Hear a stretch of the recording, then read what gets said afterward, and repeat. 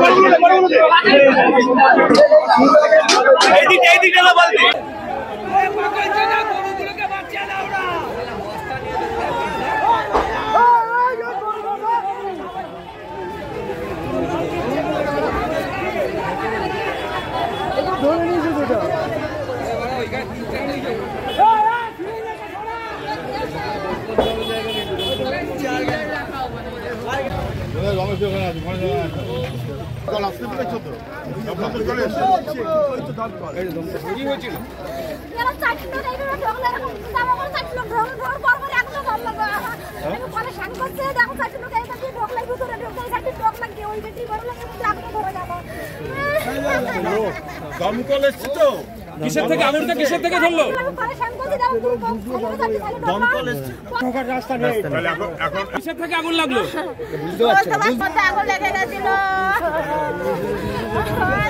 আমাকে কিছু নেই যে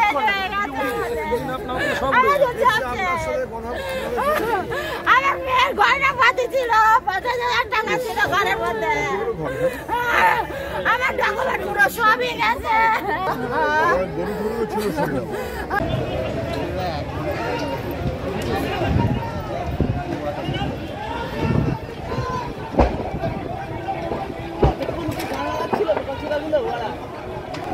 জ্বলেই যাবে, ভাঙতে তো হবে।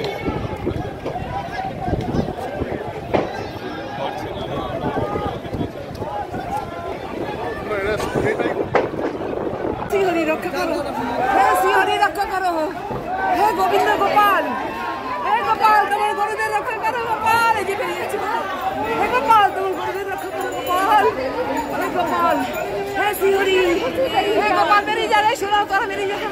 গোপাল রক্ষা করো গরুদের, গোপাল গোপাল গরুদের রক্ষা করো, গোপাল গরুদের রক্ষা করো। বাবা দেখি দেখি দেখি